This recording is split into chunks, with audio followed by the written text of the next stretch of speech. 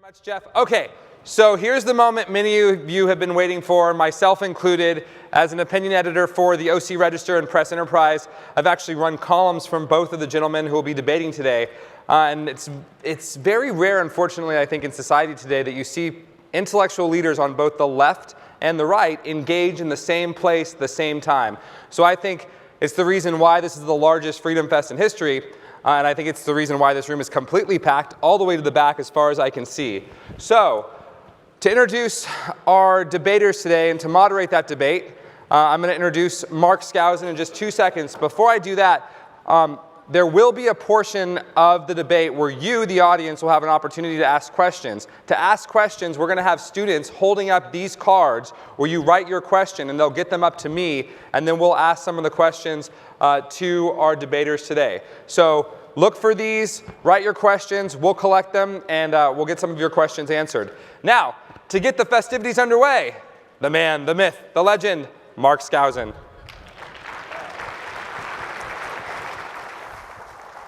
Good morning. We've been waiting a long time for this. I think I worked about 8 years to put together this debate. And what is the most appropriate topic than today? How can we restore the American dream for all? And in putting this together, I thought let's bring together the two most prominent and influential economic thinkers today, both of which have consulted with government leaders and presidential candidates. And we were able to do this by bringing together, first of all, Paul Krugman, professor of economics at Princeton University, a Nobel Prize winner, and the most popular New York Times columnist. So Paul Krugman will also be joined by Steve Moore. And Steve Moore is the chief economist at Heritage Foundation and also a representative of the supply side point of view, and also a former member of the Wall Street Journal board, and was also, just like Paul Krugman was the most popular New York Times columnist, Steve Moore was the most popular Wall Street Journal columnist. So I saw this as a wonderful debate opportunity to bring together the New York Times versus the Wall Street Journal, the Keynesian economics versus supply-side economics, and the Nobel Prize-winning economist versus maybe a future Nobel Prize-winning economist. So let's please warmly welcome our two economists, Paul Krugman and Steve Moore.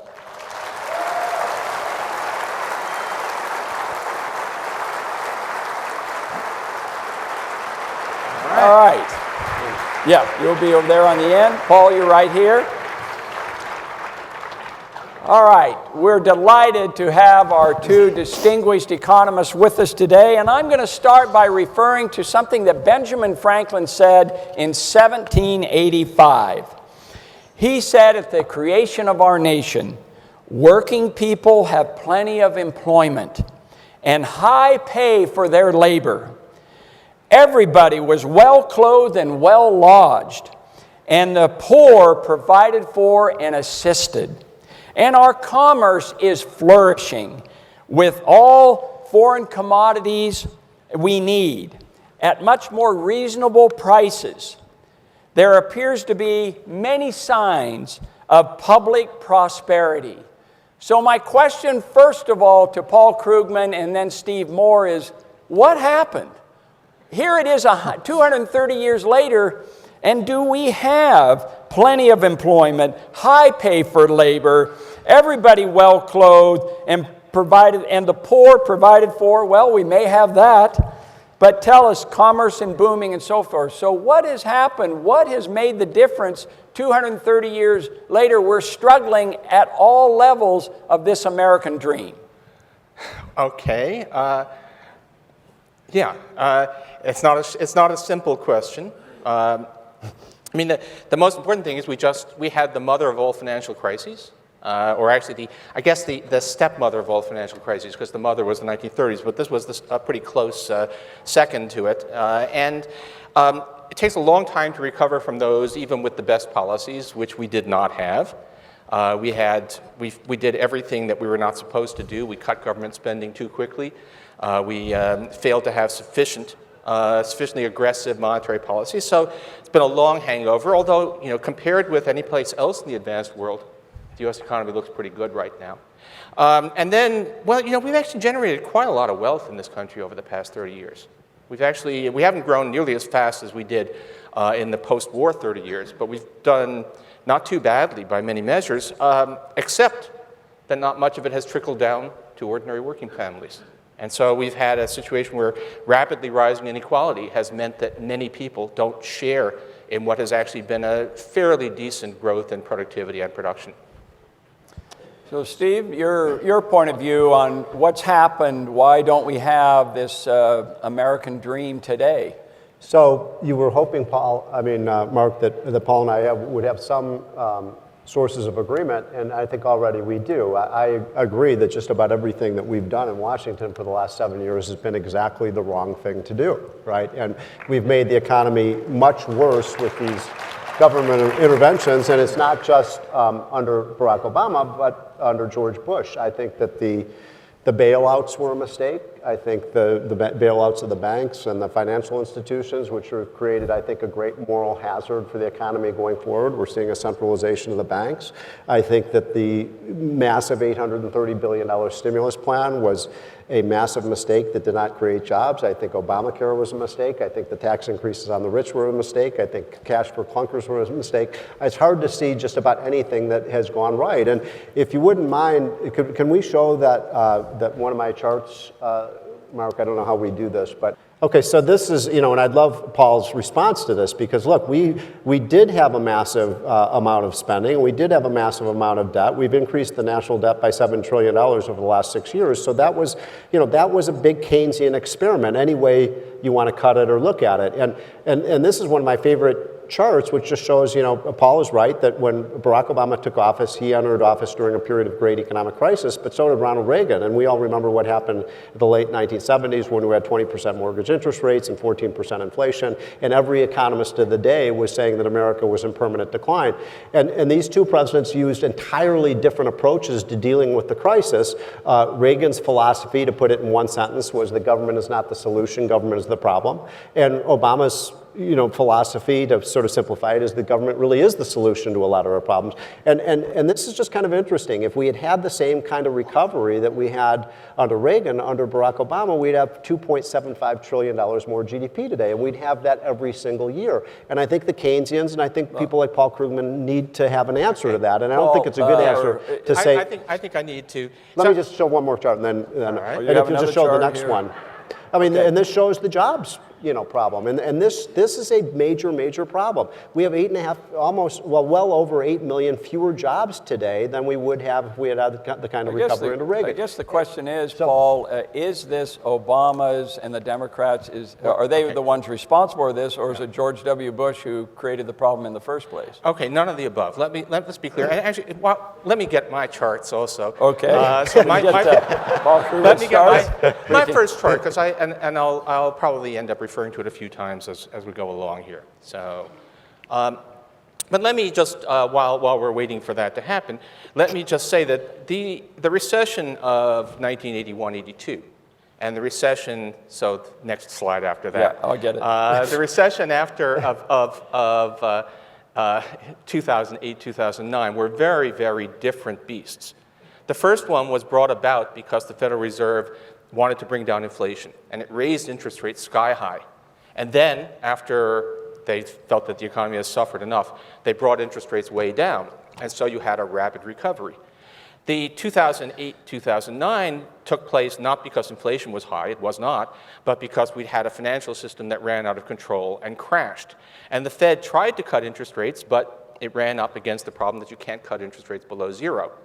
And that meant that it was a very, very different story. It was bound to be a much slower, a much more difficult recovery, even with the right policies, which is not 20/20 hindsight. I was writing about this over and over again, saying that this was going to be a sluggish recovery. It was predictably true. It was just, I actually have to say it's really kind of depressing to see people holding up the Reagan story, which is so obviously different if you pay any attention to the story, as that's the best argument? Really? That's the best argument? I just want to show you, this is... Yeah, what is this chart? It looks very complex. It isn't really. One of the big problems that you have in all of these discussions is people go around and they tell you a story about this country or that time or whatever. I try, just as, you want to be sure that you aren't picking your examples. You aren't cherry picking. This is for all advanced countries for every year over this period of 2010 to 2013, which is when countries were making very different responses. Some were imposing really harsh austerities, some were not. Comparing the rate of growth of government spending in any individual country and year with the rate of growth of GDP. And what it says is that if you don't cherry pick, if you look at all the data, what you find is an obvious, strong, positive correlation in recent years between government spending and growth. And anyone who wants to say that, well, we did the wrong thing by not cutting spending more, that we did too much stimulus, has to say, well, how do you explain? This is the reality. The reality is one that is very, very Keynesian, just looking across the world. That's what the data look like. Paul, here that growth led to higher government spending, or do you think it's the other way? How do you know which way it's going? That's a very good question. That's the reason why I restrict myself to this period, which is the period when government spending changes were very much dictated by austerity questions, by some countries being forced to do massive cuts in spending and others not. And so if you were going to look at countries that are in that northeast quadrant, would include places like Germany, or the United States actually, which at least were not forced into severe austerity. Countries in the southwest quadrant are the ones you can guess. So yeah, I mean, of course, there's a reason for choosing that period. The Obama stimulus, by the way, again, when you say gigantic stimulus, we have a $17 trillion a year economy. You had an $800 billion stimulus spread over 3 years. It maxed out at about 2% of GDP. It was not a huge program. And again, this is not 20/20 hindsight. I was tearing my hair out repeatedly on the pages of the New York Times saying this is a vastly inadequate stimulus. And it actually did, the US economy did start to resume growth as the stimulus kicked in, but that's not the problem. The problem was that it wasn't enough. And one of the questions we had circulated in advance was, show me a successful example of stimulus. It's hard to do because nobody ever does it really on the scale that's required when it's needed. Now, Steve, before you answer, you have a chart. Let's talk a little bit about red state, blue state, because this is also, this austerity issue comes out there. And I know Paul just had a recent column criticizing Texas, that maybe everything isn't as rosy as the supply siders often case there. So I think you have a chart, don't you, on red state, blue state, and on the austerity issue? Do you want to get into that? But look, before we go into that, I mean, this is a really central point to the disagreement between economists on the left and the right. Economists on the left promised us that they would, look, they threw the whole Keynesian playbook at this recession, right? I mean, virtually every page of Paul Krugman's book, maybe not to the extent that you wanted it to happen, but it happened. We did spend $850 billion on a stimulus plan. We did borrow $6 to $7 trillion over 6 years. And argue, gee, if we'd only borrowed $10 trillion, we'd be in better shape. I mean, does anybody really believe that? If we jacked up the debt another $3 trillion, somehow we'd be in better shape? I'd say that we would probably be in the hands of Greece. Now, I read your writings over the years. You used to say that the deeper the recession, the stronger you come out of it. And that's actually exactly what happened under Reagan. We had a 10-year, and by the way, the depression that Reagan took over from, Paul, was not just what happened in 81, 82. This was a 10-year recession. I mean, we saw the stock market fall by 2/3 in real terms in terms of value. That was a financial crisis par excellence. And Reagan came in, and it wasn't just the Fed policies that changed. The main things that changed, I mean, you were there at the time, was the big reduction in tax rates, the supply side recovery, the deregulation of key industries, the getting government at least partially under control, and a kind of pro-business atmosphere. And those did create one of the most powerful recoveries. Now, if you show the next chart on mine, because this is important, can you go back to my charts? Now, this is one I'd like, look, The Obama policies didn't just fail according to me, they failed according to their own research. So the Obama people in 2008 told us what would happen if we had an $850 billion stimulus and what would happen if we didn't have an $850 billion stimulus. And we did have the stimulus, and what this record shows, Paul Krugman, is that we actually had higher unemployment with the stimulus than the Obama people said we would have if we had done nothing. So right, how do you explain that? I mean, how do you explain we did worse with the stimulus than without it? Response from Paul, and then we're going to move on to another area. Okay. No, so I'm actually, this was a foolish forecast. And notice they were predicting that things... It sure was. They were predicting that it would be a short-lived recession, that we'd recover quickly even without the plan. However, it's not what I predicted. Okay. That's right. And it's not what most of us predicted. I have no idea. Well, I have some idea. I think I know some of the people who were pushing for that. But they just didn't want to be as pessimistic as history said they should be. The aftermath of financial crises is always a slow recovery. And so the fact that, that they made a foolish forecast is, again, that's pretty weak evidence. We have lots of systematic evidence of what has really happened. By the way, let me just give you, if we're going to be talking about presidents, I just want to lay out the last 5 presidents in order of growth rate of the economy under their watch: Clinton, Reagan, Obama, Bush 1, Bush 2. If you want to make the case that these policies work, you have to explain why Clinton, who began with a large tax increase at the top, actually had a slightly better growth rate during his period in office than Reagan. You have to explain to me why George W. Bush, who did substantial tax cuts, did not preside over a successful economy. This is now I don't actually think the tax policy. I don't think the Clinton tax hike caused the Clinton boom. I think it was largely irrelevant to it, but that's the point. I think there are only certain times when you really need government intervention. 90s was not one of them, but post-2008 it really was. Well, this is important too, because you are right, and by the way, I'll admit, I was wrong about the negative impact of the Clinton tax increase. I thought it would have a more negative impact than it did. However, it's also true that under Bill Clinton's presidency, and I'm not a Clinton basher, I think on the economy, most of the things he did were pretty good. I mean, it was an anti-Keynesian stimulus because the government spending as a share of GDP fell substantially under Bill Clinton's presidency, right? I mean, if you look at when he started, it was about 23% of GDP. It was down to something like, I don't remember the exact number, 18 or 19% of GDP. It contradicts just what you said, that government spending stimulates the economy. In the case of the Clinton administration, it was exactly the opposite. There was Okay. Well, let's move on, because I want to cover another topic which I think is related to this, and that is going to go back to the states, right? Well, we will. We go back to the states, but first of all, I want to talk about the 2 signature pieces of legislation under Obama, and that is Dodd-Frank and Obamacare. Is the private sector being stifled by excessive regulation? And by the way, I have a couple of charts. If we can pull up some charts here. 2 against 1. We should have been doing this with the where you have the physical charts. Like yes, hold them up. Yeah, that's hearings, right. Well, or we're in Las Vegas. Giant We could cards, have a cute gal come along and show the charts along. I think that would be really helpful. But I'm going to quote Ludwig von Mises. Ludwig von Mises, the famous Austrian economist. I'm sure one of the 2 probably think the greatest economist of the 20th century. Ludwig von Mises is famous for saying middle-of-the-road policies lead to socialism.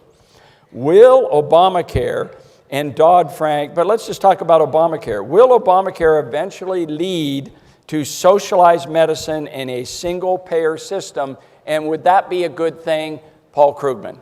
Wow. To answer in reverse, it would be a good thing, but actually I don't think so. Yeah, I mean, look, wow. Obamacare is a system that is kind of a hybrid. It's regulation and subsidies to sort of channel the private sector into covering the bulk of the population. And it's working actually quite well, which no one will believe, but it is. It's actually, if we want, actually, let's do the charts again. If we can pull up. What happened to my chart? I don't know. But let's use Paul's. He has precedence. Yeah. So let's go up, and then we need to go. It's about 5 charts in. but in the meantime, to say, look, I mean, I would like it to lead to single payer because we have this single payer system called Medicare that covers Americans over 65, and it is extremely popular. It could be cheaper, but it's not actually nearly as expensive as people think. And it is, as best we can tell, cheaper than private insurance. It works. Every other advanced country has some form of universal coverage, which range from actual socialized medicine, which is having a government-run healthcare system, which Britain has, which is, by the way, although it has its problems, as every system does, it's enormously popular in Britain, to single-payer systems like Canada or the United States, which has Medicare. That's my That's yours. And then, so if we can switch over to my charts. That's Yeah, the wrong. well, we're looking for the We Krugman look exactly chart. identical, right? Yeah. Now the thing is that probably it doesn't evolve in that way. Probably it stays, the system, because it is not collapsing, and as in fact seems to be working reasonably well, is going to stay as one in which the United States continues to use private insurance companies as the principal Krugman conduit chart. through which health insurance is delivered. This is the Steve Moore chart. We need the Krugman chart. Yes, we're still, there we go, okay. but now can we move ahead 3 charts from there? So, just to say that what you want to know about Obamacare is, which is an amazing thing, no one seems to know this, but it has been coming in way cheaper than expected. The actual cost of providing the insurance coverage provisions is coming in about 20% below what the Congressional Budget Office predicted. The rate at which people are being signed up has been, with the exception, there is the glitch because the Medicaid expansion, which is a key part of it, has been rejected by, or at least has not yet been implemented by many states. But in the states that have gone ahead with the Medicaid expansion, we're about 3/4 of the way towards the intended amount of insurance coverage. So you should just know this. Anytime someone says, oh, this thing is costing vast amounts, it's blowing a hole in the budget, just false. Just false. The Congressional Budget Office says it's coming in cheaper than expected. The CBO just did a review to ask what would happen to the US budget if we repealed Obamacare. The answer is the deficit would increase. So the Obamacare is, in fact, through a combination of some tax increases, some cost-saving measures, and spending, but less than they expected, Obamacare is coming in below budget. This is actually a remarkable success of public policy, which nobody knows about. Look, if you let's look at the big picture of government interference in healthcare, because if you look at the American economy and you look at the sectors of the economy, there have been 2 sectors over the last 30 years where prices have risen spectacularly out of control. And those of you who've heard me speak, I talk about this all the time. The 2 sectors of the economy, Paul Krugman, where we've had spiraling cost increases have been education and healthcare. Now, what's similar about those 2 industries? Those are the 2 industries, arguably in America, that are most dominated by government. And the idea that if we have more government control of healthcare, we're going to drive down costs, it's never happened. Every time we've had an expansion of government healthcare, whether it's Medicaid, Medicare, S-CHIP, all these programs, they lead to an increase in the inflation rate in healthcare. And the same thing with education. When you have a third party paying for these things, it drives up costs. Now, what I would favor, look, some of these cost reductions, you're right, they're coming down lower than expected. But look at what's just happened in the last few months. Look at if you live in a number of these states, something like 15 to 20 states have already advertised what the increases are going to be in premiums next year. You're talking about 10, 15, 20, in some cases 25 to 50% increases in premiums. How is that a good deal for the American patient? I thought this was a program that was going to save $2,500 per patient. It isn't saving money for American consumers, it's making them more expensive. And I'd like, if I may, to have you respond to just one little item that I think is so preposterously stupid in the Obamacare bill, which is this medical device tax, because the future of healthcare is innovation. I think we both agree to that. We want more drugs. We want more vaccines. We want more of these machines. So would you agree with me that when you tax something, you get less of it? So why in the world would we want to put a tax on medical devices? Okay, so you have actually just explained why healthcare costs rise. Because it's not actually true, by the way, that healthcare cost inflation is there has been some, but the biggest reason healthcare costs rise is that medical innovation keeps on delivering new things we can do. There was a Some truth to time that. when a doctor, if you were having heart problems, would possibly give you some aspirin, basically suggest that the family spend a lot of time with you because you didn't have much time left. Now you get a triple coronary bypass, and we want that, and we spend more for it, but we haven't done a very good job of figuring out when to stop.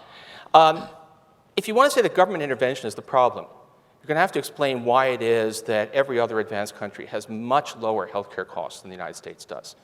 I mean, way lower. We're talking about Switzerland, which has the most privatized system, actually, not very privatized, but the most privatized is the closest to the United States in cost. But everyone else has costs that are 60%, 50% of ours. And if you are hearing horror stories about the quality of healthcare in other countries, it's not true. It's just, it varies. But the fact of the matter is, French healthcare, which is about 60% of our cost, is superb. British healthcare, which is about 40% of our cost, is not so superb, but actually, if you look at the results, it's very hard to tell the difference. So actually, healthcare happens to be one of those areas where government intervention, if there was any place where it really looks like government does a more efficient job than the private sector, it is healthcare. Third-party payment, there is going to be always a problem of third-party payment. If you're going to have a situation where someone else pays the bills, then there's going to be incentive. No, the doctor wants to do as much treatment as possible. The patient wants as much treatment as possible. If someone else, whether it's a private insurance company or the government, is paying the bills, then that is going to be a factor leading to spending more. But you need to find a way to manage that. There is no way around it, because the fact of the matter is that when you get sick, it is very, very expensive. And nobody except multimillionaires can afford to do without insurance. So it's a question of making insurance work, and one of the ways you make that work is by creating incentives so that excessive spending on procedures of dubious medical benefit is somewhat limited, which is where the medical device tax comes in. Now, I want to switch topics, The reason Steve. that you're wrong on this issue of insurance not being a driver of the cost is we know that various types of procedures, some procedures are 100% covered by insurance and others are not. And my favorite example of this is if this is just natural innovation that's driving these higher costs, and there's some truth to that, I agree with you, that as we become a richer society, people want to spend more on healthcare. But here's the thing. I mean, look at things like LASIK surgery. It's a perfect example. LASIK surgery is not covered by insurance, so there's no third-party payment problem with that. And what has happened to the cost of LASIK surgery? It's fallen because people have to pay out of pocket. In fact, they advertise on TV, I'll do it for less than this guy does it. You don't have that with respect to these other types of things because either the government or the insurance program are paying for it. So we're going to go comparison shopping when you have your heart attack. You could. We got a lot of topics we want to cover. What could be more important than your eyesight? You don't think people are going to take serious their eyesight? I do. It's an optional. Anyway, go ahead. All right. So one piece of legislation that is not passed under Obama is an increase in the minimum wage law. And my question is there concern that we have this problem of job creation? Job creation has been a little bit better, but it certainly could be vastly improved. The labor participation rate is at the lowest level in 20 years. And so there's a lot to be said for getting a decent job. Does the minimum wage law cause structural unemployment? Is this something that concerns you as an economist, starting with Paul Krugman? What's your view on raising the minimum wage? Do you think this is a good idea, what LA and Seattle and other cities are doing that raise the rate, and the government intervening in labor negotiations on this level? Okay, this is some place where I have actually changed my views, and I've done it for a rather peculiar reason, because there was actually evidence that came in. And I don't know about other people, but I actually do sometimes change my views because of evidence.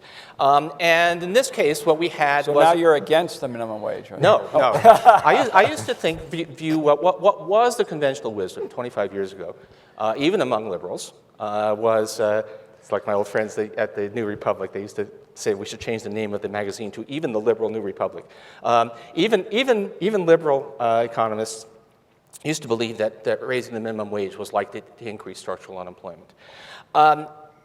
That's still surely true at high enough levels. If you ask, do I think that the fact that Puerto Rico, which has a third of mainland U.S. productivity, has the same minimum wage we do, is probably a problem for the Puerto Rico economy? Yeah. I don't think it's the core of what's wrong there, but I would certainly not advise raising their minimum wage, which is an issue. But if we look at lots of evidence. We now have lots of, as close to controlled experiments as you can ever get, which is one state raises its minimum wage and a neighboring state does not. And you can look at neighboring counties. You can look at really what are very clear experiments. You just cannot find evidence that raising the minimum wage from the levels at which now prevail in the United States costs jobs.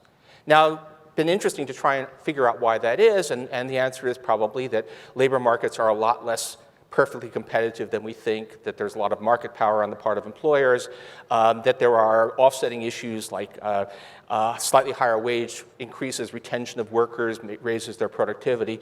But there are meta studies. You can pool lots and lots of different studies that all look at these natural experiments and put them all together, and the effect of the minimum wage on employment is zero. It's clustered very sharply around zero. So I'm for minimum wages up to somewhat higher levels than we now have. If you ask 15, I'm good on. 20, I would say, let's wait and see what 15 does. But we have another experiment going on in these cities, and we're getting some preliminary indications from Seattle, and people are not finding the adverse employment effects that people were warning about. But give that another year or two to run. Let's see what happens. All right, Steve Moore. Look, I have looked at the evidence on minimum wage as well, and where I see a big impact is actually on teenagers. So, look, there's a mythology out there that there are all these, people who are heads of households who are working the minimum wage. It's nonsense. I mean, there are some, but the vast majority of people who earn the minimum wage today are below the age of 25. About half of them are teenagers, and most of them are in the fast food restaurant or the retail industry. That's what we're talking about when it comes to minimum wage. And what my, research and a lot of others show is that what happens is you get a reduction in the labor force participation rate of teenagers. Now, I think that's a bad thing because I think one of the things that's hurting our economy right now is, as you all know, we're seeing a big reduction in labor force participation. And actually, the labor force participation rate is falling not actually among older people, it's falling among younger people. The people under the age of 30, there's been a big drop-off in the number of them working, and there are a lot of explanations for that. But this is a very sinister trend because if people don't start working until they're 19 or 20 or 22 or 24, that's the Europe model, they never catch up. There's a lot of good evidence that if you start working at 15 or 16 or 17 years old, that pays dividends down the road when you're 30 or 40 or 50 years old. And it's pretty solid evidence as well. Now, here's my point. And I just want to pose this question to you because it's a serious question. I wonder what you'd think about it. Look, only 4% or 5% of Americans earn the minimum wage, so I think we spend way too much time sweating about this. But if we were to raise the minimum wage, would at least you, Paul Krugman, be in favor of something like a teenage minimum wage of, say, $5 or $6 an hour? And one last point about this. I have 2 teenage sons. I love them to death. I would do anything for them. But you know what I wouldn't do? I would never pay them $12 an hour because they're not worth it. So what do you do for someone who's not worth $10 or $12? Are you saying they can't work? Okay. By the way, Milton Friedman once said that the minimum wage legislation is one of the worst anti-black legislation that you can provide. And he's arguing these very high unemployment rates among blacks, which I'm sure, Paul, you are concerned about as anyone. Yeah, but the evidence just doesn't support that. And as I don't know what to say except let's go outside and duel with our econometric studies here. But I just don't see that. And the people, I have not spent a lot of time on the question of a teenage. I spent zero time on the question of a sub-wage for teenagers. Well, what's your gut instinct? My gut instinct is that policies shouldn't be too complicated. That you probably shouldn't do it. But I'm willing to think about it. Is all I can say. Yeah, I see you have Paul Krugman's textbook there. What does it say? What does it say on minimum wage there? It says essentially what you just said, which is that you had written. When did you write this? I don't even know the date on this, but well, third edition would be. That's 2013, I believe. So it basically says that there is displacement effects from raising the minimum wage, and that is that's the Econ 101. Right. And most of the time, Econ 101 is right, but there's overwhelming evidence now that in this case it turns out not to be.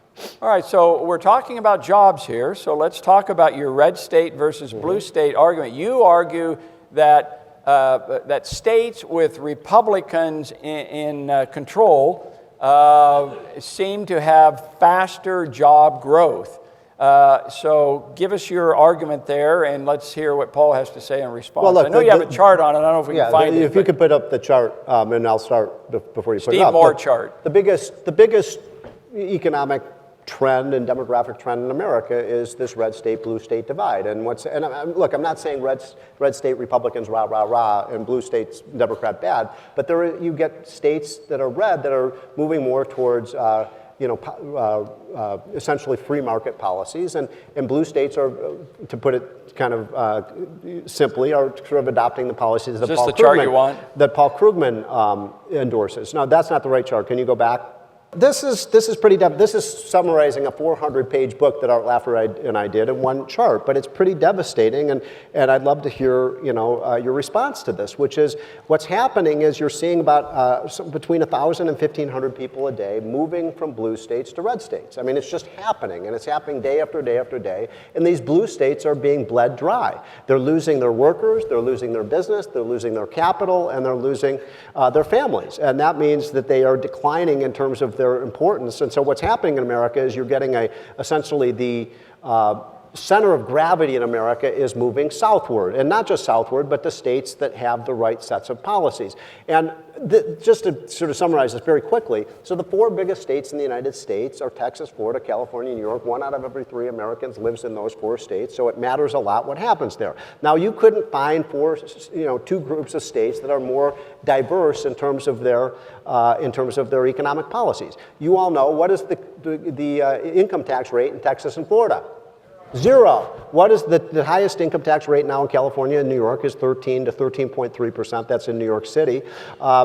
California and New York are not right-to-work states. They're forced union states. Texas and Florida are right-to-work states. We find in our book those are very, very explosive and explanatory reasons where jobs go. I could go down the line. Texas and Florida allow drilling. California and New York don't allow drilling. Texas and Florida have light regulations. California and New York have a lot of regulations, on and on and on. But the bottom line here is that if you look over the last 15 years, and by the way, it doesn't matter what period you look at over the last 50 years, the numbers don't change very much. But for every job that was created in New York and California, there have been 3 to 4 jobs created in Texas and Florida. And if you'll just show one other, I think we have this, move forward, would you, well, this shows you just the, back up to this one. Back up one. Yeah, I think. Yeah. I mean, look at that. New York and California. How do you explain this? I mean, California, beautiful mountains, beautiful beaches, wonderful weather, beautiful women. I mean, what's not to like about California?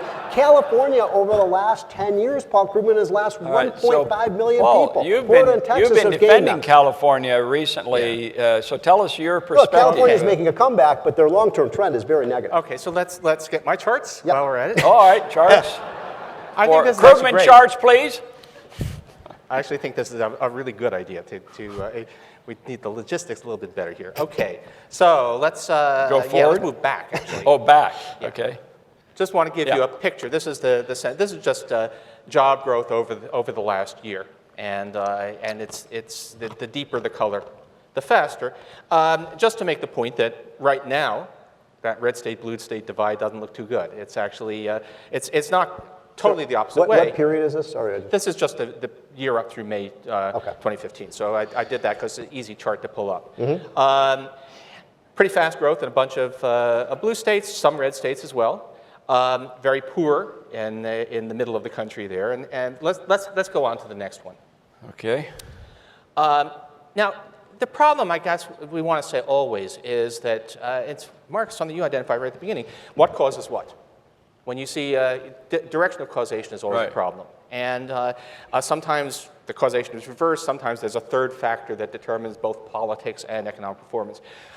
We have a fairly good break as it happens at the beginning of 2011 when you have political changes. You have Sam Brownback becoming governor of Kansas, and you have Jerry Brown. I can't believe that Jerry Brown. Anyway, but anyway, I feel decades younger all of a sudden. Anyway, Jerry Brown becoming governor of California. California takes a substantial turn left. Kansas makes a drastic turn right. Results there, well, you can see, are not exactly favorable. And that's as close as you're going to get to a controlled experiment in the effects of economic policy on state levels of growth. And while Texas is continuing to do, really is a big powerhouse for jobs, continues to be, certainly the Kansas experiment, as Sam Brownback calls it, has not succeeded. And what should be, there were many dire predictions about what would happen as a result of California's tax increases and its turn to the left. Didn't happen. So that's something worth talking about. Now, longer-term state growth rates. There's been a lot of study of that is not politically motivated by people who are neither liberal nor conservative, or at least conceal it pretty well. I actually turn a lot to Ed Glazer, who happens to be a Republican, but Ed Glazer has done a lot of work with others.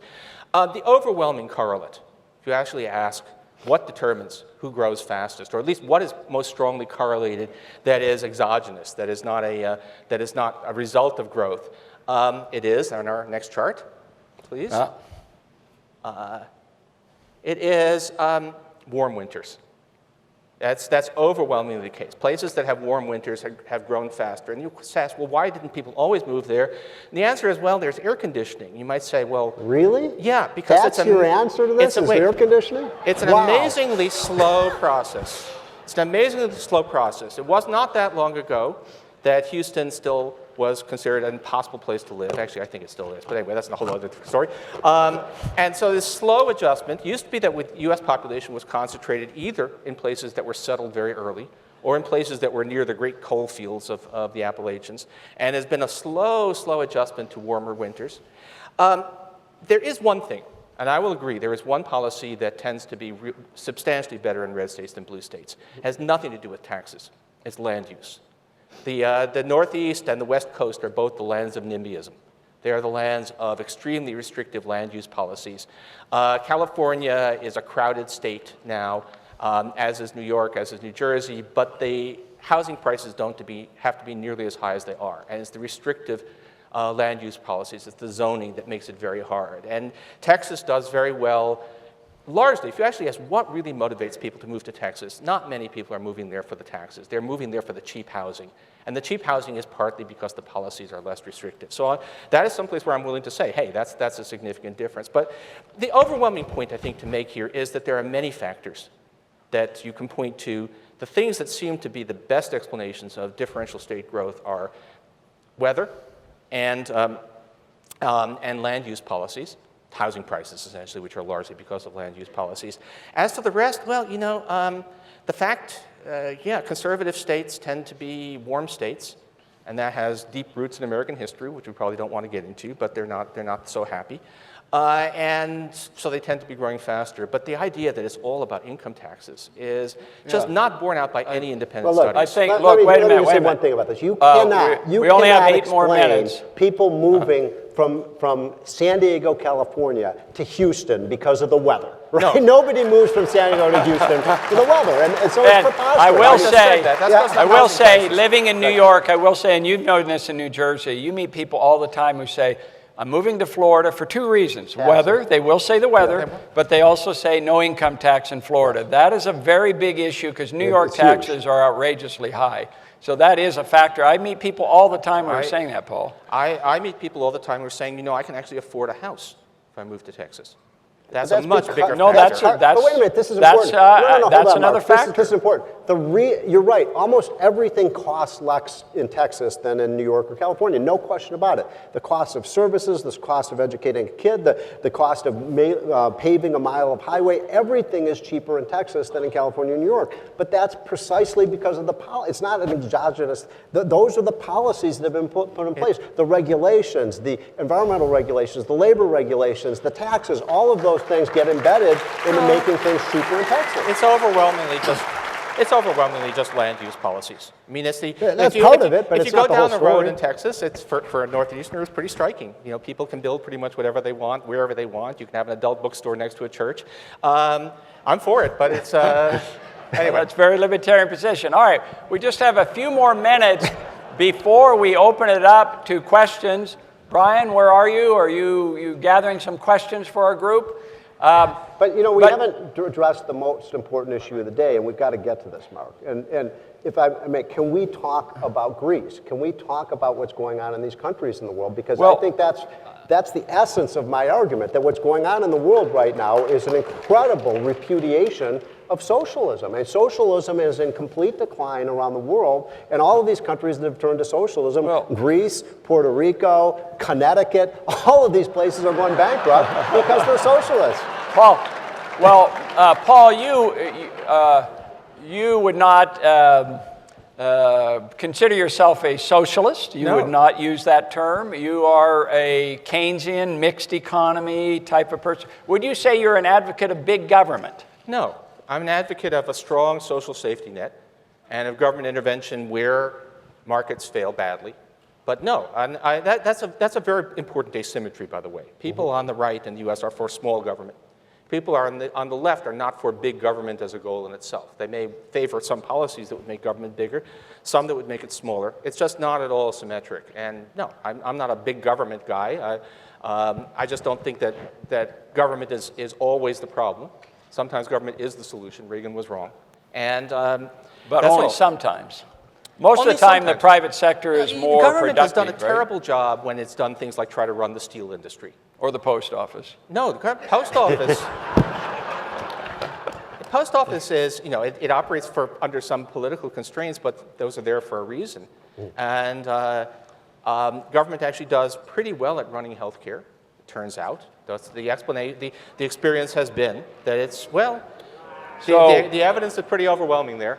So, and it's not a doctrinaire thing on my part. It's a point of view about how things actually seem to work. So who is your favorite economist? If you had a choice of the big three in economics, and those would be Adam Smith, representing perhaps laissez-faire, Keynes, John Maynard Keynes, the economist who favored some form of big government, it seems, or Karl Marx, the economist of the totalitarian. Which would you consider the greatest economist? Good God. Paul Krugman. Yeah. Present company accepted. I have no brief for Marx. As my old teacher Paul Samuelson said, people are always complaining that Marx is being misinterpreted, but after 50 people have had an accident at the same intersection, you stop blaming the drivers. So no, I don't have any brief for Marx. My two great economists are, in fact, Adam Smith and John Maynard Keynes. So Adam Smith being not at all the extreme free market guy that I think many people in this room imagine. Read Adam Smith on bank regulation. He's very much for strong bank regulation, because he knew from firsthand, actually, the first modern banking crisis had taken place in Scotland a few years before he wrote The Wealth of Nations. So he knew all about that. And he had this wonderful metaphor. He said that saying that it's a restriction on liberty to regulate banks tightly is like saying it's a restriction on liberty to require that people put up firewalls in adjoining houses. Sorry, but sometimes you do need to do these things to protect the public interest. So Adam Smith created the view, and it's not pure laissez-faire. He understood the power of markets. He also understood their limitations, which I'm afraid is something that a lot of people have lost in this country. And John Maynard Keynes, he understood, he explained how it was possible for economies to go so badly off the rails. And you can read John Maynard Keynes' The Great Depression of 1930, and with just a few changes of words, a few archaic phrases, it's a wonderfully accurate description of what has happened to the world economy in recent years. So those would be my two, but there are others, of course, but that's it. So Steve, how about let me you? answer that question. Who's your favorite economist? So look, there was a great article in the Journal of Economic Literature 5 or 6 years ago, I don't remember exactly when. It was called The Age of Milton Friedman. And it was a really important article because what it said was that the period between the early 1980s and around 2005 was the greatest period of wealth creation in the history of civilization. That what happened during that period was about 1 billion people, or 1 out of 6 or 7 people on the globe, moved out of dire poverty and moved out of starvation and malnutrition and so on. In 25 years in the course of history is an eye blink. And the point was that during that period you had one of the great economic miracles of all time, which is China moved away from whatever you want to call it, communism, socialism, thisism, thatism. The end of history. They moved more towards, they're not fully capitalist by any means, but they moved in an aggressive way. They privatized much of their economy, and they moved 600 million people out of poverty. Same thing happened in India. And that's the real story of that period. And my problem is that in the last 10 years has been the age of John Maynard Keynes. Right, and it hasn't worked out very well. I mean, the problem with what you're saying is that includes the Bush administration. Every time we try to put in place all of these kind of Keynesian macroeconomic policies, they fail. They failed in the United States. They failed in Europe. They failed in Greece. They failed in Argentina. I mean, where have they ever worked? In fact, they didn't work in the 1930s, for goodness sakes. I mean, the Great Depression was a result of government intervention. Let's bring that down to a little bit more micro level. We haven't talked about the permanent welfare class that we seem to be developing in the United States.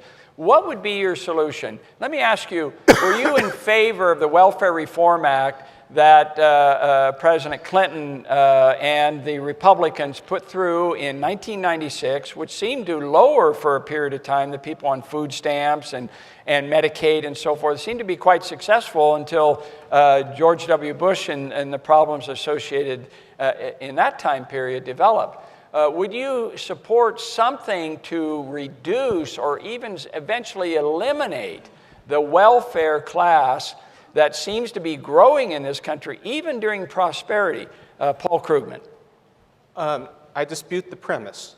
It just ain't so. It just ain't so. Just look at spending on income-related transfers. Look at income support programs in the federal budget. There is no trend. There is no upward trend in those programs as a share of GDP until the Great Recession hits. Mm-hmm. It's the idea that in times of prosperity, more people are living on government support is just not borne out by the data. It's just not a fact. It's a myth that is being promoted for obvious reasons, but it's just not the truth. Then we have the worst economic slump since the 1930s. Surprise! A lot of people turn to safety net programs. And by the way, those safety net programs made a very, very big difference. I mean, we think about, people were asking, if this is so bad, where are the people selling apples on the street? Where are the shanty towns? Well, the answer is we had a social safety net that did not by any means provide comfort, but at least alleviated some of the worst misery. In fact, these last 7 years have been a triumph for the American welfare state because we got through a period of catastrophic financial crisis, major economic mismanagement, but at least extreme human suffering was substantially limited. And those rolls are dropping fast. Food stamp spending is falling now. It took a while, but it's falling. Unemployment benefits have dropped back to traditional levels as a share of the economy. This idea that we're creating a permanent welfare class, it's just not there. America does not have a welfare state that lets you decide to stop working. There are four-generation people on welfare. I think you're imagining that. What's the program? Let me tell you. What's the program? We live very close to Yonkers. My wife and I, in our church, are dealing with people who are multi-generation welfare people on Section 8 housing, in Medicaid, and food stamps and so forth. What are they? Several is generations. That their sole income? Because there is no program. No. They have black market activities. They're all working. All right. And they're also on welfare. They're getting there are people who will receive government benefits. There are lots of Americans who receive government benefits. Many of them deny it. One of the funny things is that all of the Medicare recipients who say, I am not the beneficiary of any government program. But the idea that we have a large number of people who are opting out of the economy, choosing not to work because of these generous social programs, just not true. Just not borne out by the data. Well, wait a minute. We had an experience. Look, no, I mean you want to believe it, no. But it just ain't so. So the fact that it's a vision of the world that you want to hold doesn't make it true. Well, look, I am in favor of a social safety net too. Look, we're the richest country in the world. We can afford to make sure that people don't go hungry at night, and we can make sure that people have health insurance and so on. And here's my problem with what you're describing. If you look at what happened in 1996, and I was working for the House Republican leadership at the time. That was a bill that was, as you know, was signed by Bill Clinton. And basically, we just changed the rules. We basically said you got a two-year time limit, and then you're off. If you have an additional child, if you're already on welfare, we're not going to pay you additional benefits. And most importantly, we're going to require you to either be looking for work or getting a job. Now look, certainly the economy improved dramatically during that time period. I'm not going to deny that. But it is also true that we saw a record reduction in the number of people who were on welfare. And you know what? The statistics are very clear about that. A lot of those welfare recipients, especially welfare mothers, moved into the workforce. And once they moved into the workforce, look, if you look at poverty in America today, Paul, if you look at the people in the bottom 20%, over half of those households have no one working. There's no one working in that household. You can't climb the economic ladder if nobody's working. You can't get out of poverty if you don't have someone working. All right. What I'm saying is we have to emphasize, I wonder if you would just agree with this, can't we have work requirements for these programs to get people back into the workforce and put them out of the goal and then into a path that will lead them into the Welfare Reform Act. The Welfare Reform Act of 1996, as I required, it said after 5 years, if you're able-bodied, you cannot get welfare anymore. Would you support going back to that Welfare Reform Act that Clinton put through? I'm not as hard-line against the welfare reform as you might think. I mean, the old welfare system was dysfunctional.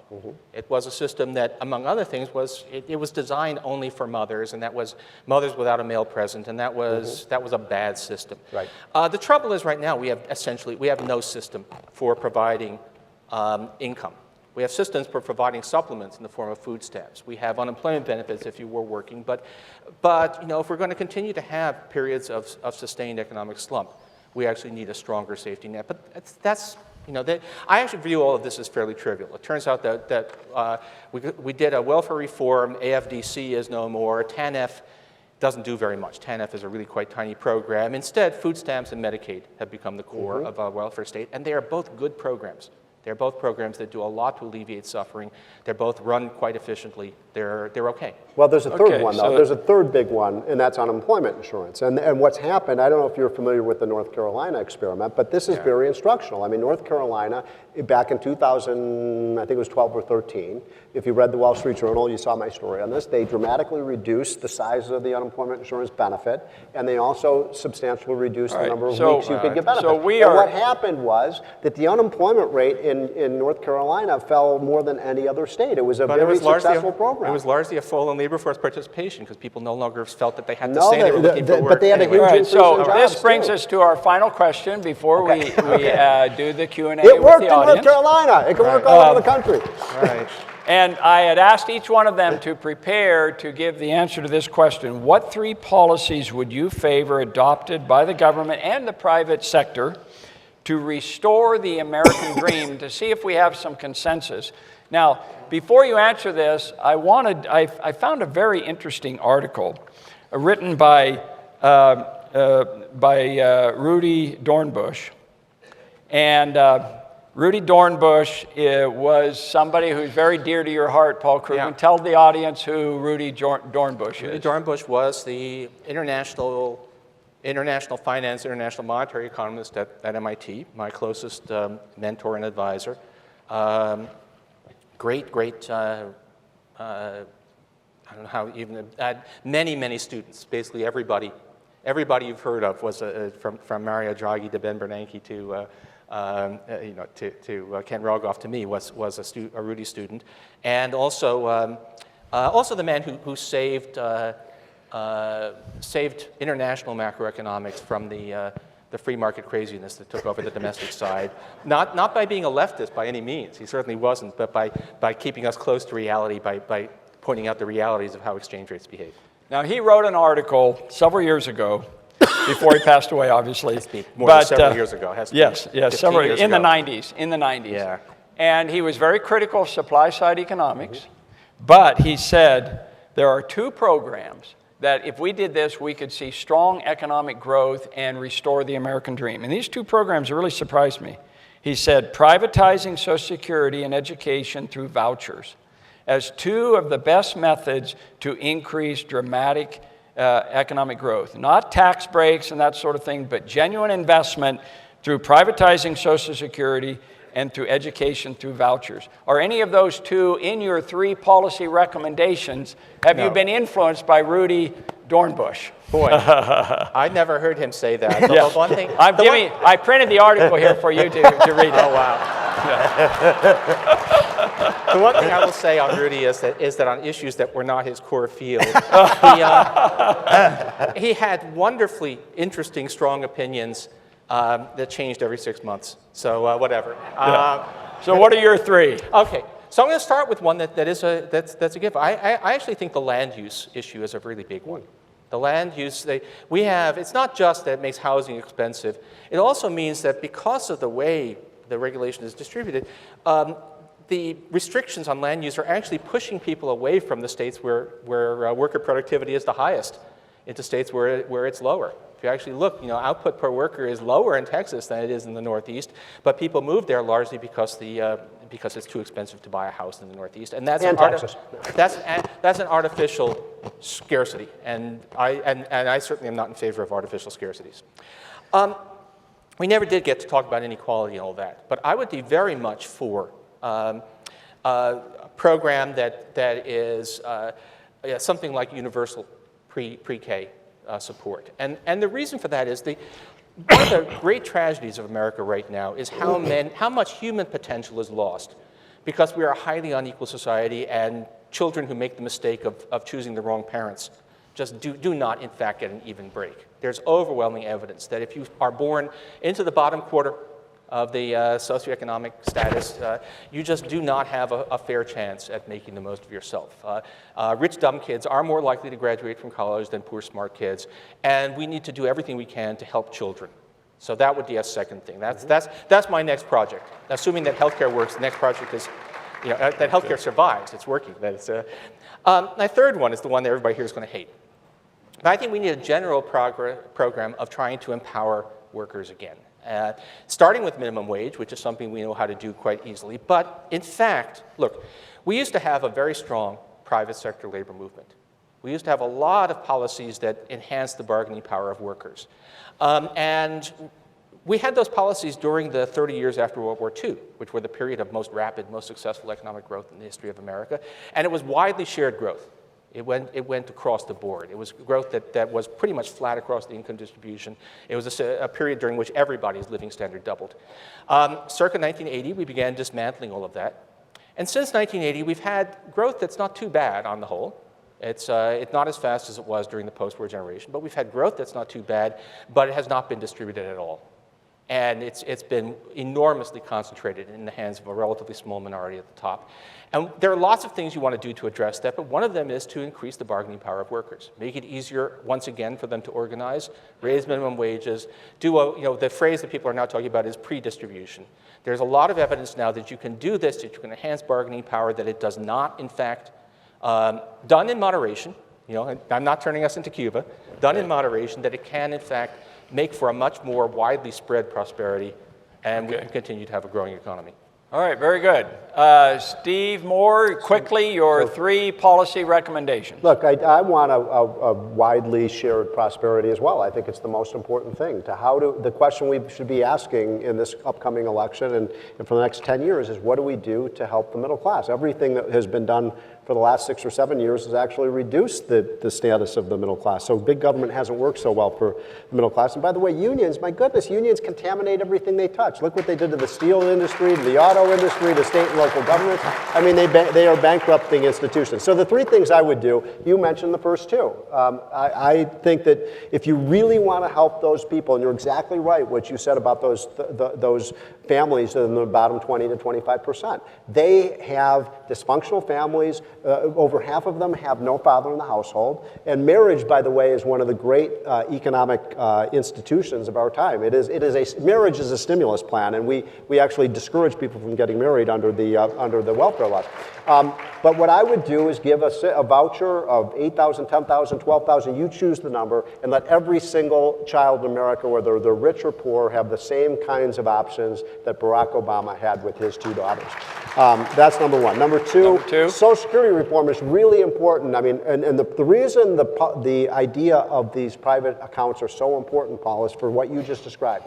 If you're right that more of the returns to our economy are to capital, then why in the world shouldn't we make every worker in America capitalist? Let them own the companies they work for and put 8 to 10% of their paycheck into private accounts that they can own a piece of the rock and they can own America, because under Social Security for young people today is the worst financial deal they will probably make in their lifetime. They'll get about 0% rate of return. And third is let's blow up the tax system and have a simple 16 or 17% tax rate. Everybody pays the same rate. Wow. Get rid of all the complexity, blow it up, start over, and get rid of all the loopholes that the rich take advantage of. And I actually think if you do that, the rich will pay a higher share of the tax burden, but you're going to have explosive growth, and you're going to see can you imagine if we had a 17% tax rate, Paul? I mean, you would see jobs and migration we'd see what happened in Texas all over this country. Or maybe what happened in Kansas all over this country. Kansas has had more job growth than Illinois and all these other states. Well, it looks like Rudy Dornbush's, looks like, Steve, maybe you were the one who went to MIT for, got 2 out of the 3. All right, well, thank you very much. That was really excellent back and forth. And Brian, thank you. Brian, give us some of your questions. Yeah, it's on now. Okay, so one of the main questions, actually an overwhelming number of questions came in about healthcare, and there were personal stories, a lot of angst in many of the questions, but the basic premise of most of them was, if Obamacare is working and will continue to work, why is my healthcare insurance going up, and why am I getting less benefit? Sorry, and why what? Getting less benefits. They're cutting back on benefits, is that what you're saying? Like 30 people said that they're paying more and they're getting less from their healthcare. You know, I can't, everybody's going to have a story. First thing to say is, of course, healthcare costs, have been rising year after year. That happened before Obamacare. It will happen after Obamacare, because there's a pretty deep logic to that. I know a number of people for whom Obamacare has been an enormous, actually literally a lifesaver. And if you don't know people for whom that's true, I wonder how restrictive your world is. I know people who had never had health insurance before. I know people who needed to change jobs and the new job didn't come with health insurance and then got breast cancer.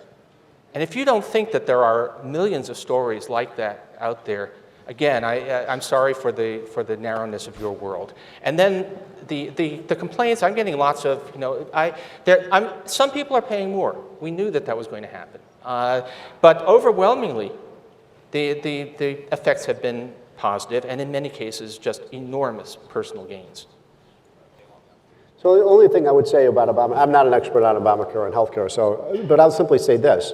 I mean, look, if Republicans win, they have vowed to repeal Obamacare, and I think they ought to. But I actually don't think we need to necessarily repeal Obamacare. What I would favor is just let every American just give these people, $7,000, $8,000 voucher and go out and buy whatever kind of health insurance that they want. Let people have 1,000 choices. I mean, the left always talks about free to choose and freedom to choose, and yet in healthcare you don't want freedom to choose. You want everybody to have the same healthcare plan, and I don't understand that. I think if you had everybody going out and buying the health insurance that they wanted, first of all, it's stylized individual choices. You and I don't have the same choices in what we want in terms of risk tolerance and so on, and you would drive down costs. And I think that ought to be the Republican position.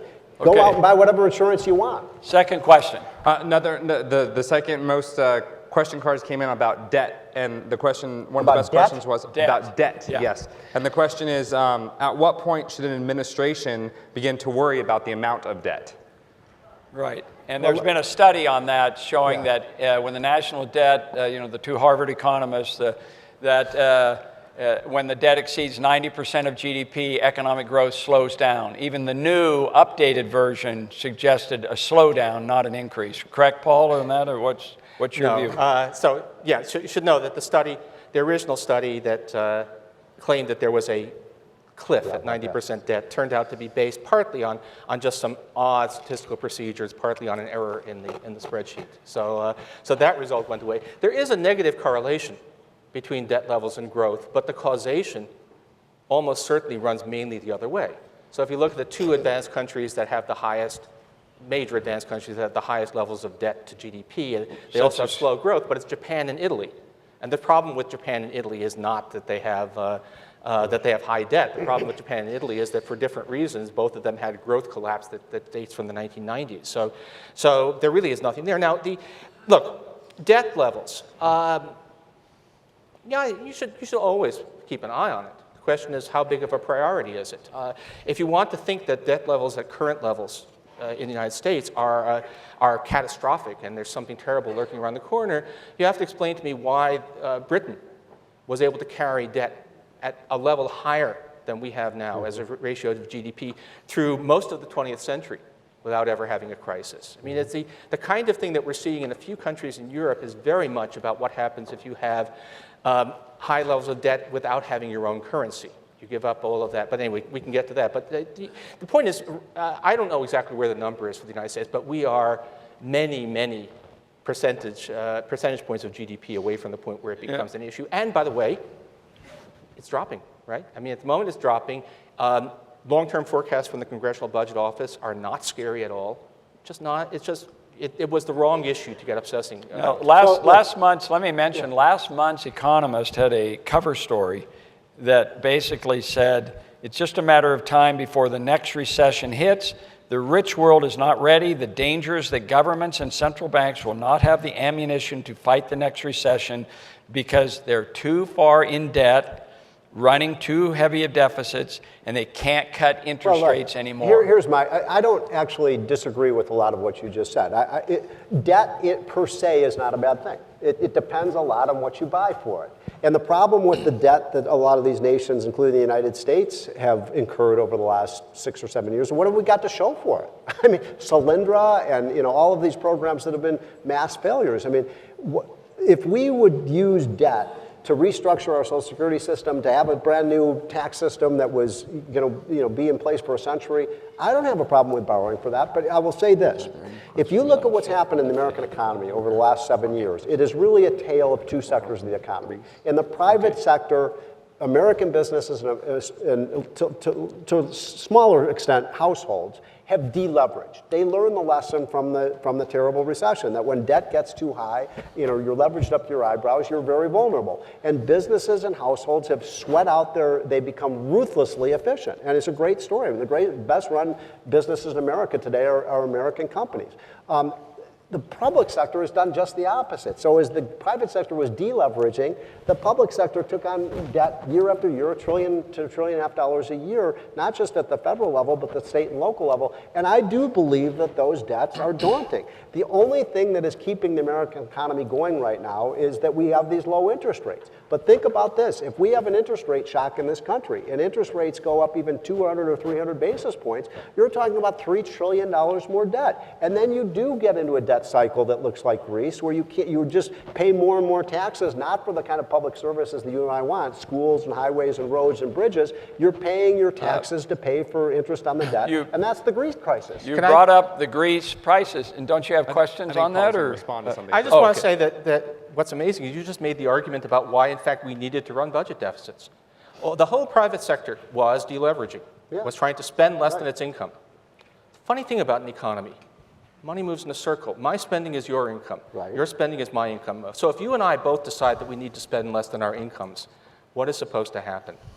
See, our incomes decline. That's how you get a depression. When everyone is trying to cut spending. Saving is good for the economy, not bad for the economy. And once you save, that money, when they save, it goes into the economy. That logic, if you believed it, is the logic that led a lot of people to predict soaring interest rates. All right, it's so. I mean, I've never heard an answer to this. If everybody is cutting back to pay down debt, where is the income supposed to come from? That's exactly when you need somebody who's trying to manage the economy to move in the opposite direction. And that somebody is the US government. The financial shock that hit the world in 2008 was by a number of measures just as bad as what hit the world in 1929 through 32. It was a full-scale, full-on banking crisis. The rise in interest rate spreads, the collapse in stock prices was as bad as the beginning of the Great Depression. What actually happened was not as bad as the Great Depression, not nearly as much. And a large part of the reason was that governments did not try to balance their budgets right away. And I think they moved too soon to start balancing their budgets, which is a common problem. But those deficits actually saved the world from an enormous catastrophe. Now, I suggested to some of the Obama people that should be his re-election slogan. It's not as bad as the Great Depression. They didn't adopt that. But still, that is in fact a very important thing. The fact of the matter is that compared with what should have happened, what we wanted to happen, these have been bad years. Compared with what might have happened, or compared with what happens in your ordinary average financial crisis, it really wasn't that bad, and those deficits were an important part of that story. We had 7 post-World War II recessions. Some of them were deeper than others. I still think that 1980, 81, 82 depression was worse than what we faced in 2013, 2009, but we can argue about that. But here is the simple fact that you can't get around. Of all those 7 or 8 post-World War II recessions, the Obama program of massive government spending, Obamacare, tax increases on the rich, all of these programs created the worst recovery from a recession after 6 years that we've had in 75 years. And the middle class and the poor, the people you say you care most about, are the people who've been hurt the most by these policies because they've had no income growth at all. All right. Well, with that, I think we're pretty finished. Unfortunately, we don't have time for more questions. We've been going now for a full hour and 15 minutes. And now comes the moment of truth. Let's just say by a show of hands or perhaps by applause. How many of you, don't let me finish with this. Let me finish with this. How many of you thought Paul Krugman made a more convincing case for his policy recommendations to restore the American dream? All right. Now, how many think Steve Moore made the best case? Now, however, it appears that Steve Moore has more supporters here, but here's the next question. How many of you think that Paul Krugman changed your mind to his point of view by a show of hands or applause? How many were convinced that Paul changed your view? All right. That's good. Now, for those of you who were in the Paul Krugman camp, how many of you changed and said, no, Steve Moore made the better case? So, once again, I could argue the case that both Paul Krugman and Steve Moore won the debate. Now, we're finished. We're going to lunch, but we do have an autograph session right out here as you're leaving. We have 2 books. One, we have a classic that Paul Krugman has written called Conscience of a Liberal, right? Conscience of a Liberal. And we have Steve Moore's book called The Wealth of States, about the red state, blue state. So you have your chance to have an autographed copy from each one of them. Meet us outside there. Thank you for lunch, and we'll see you at 1 o'clock. Good to go.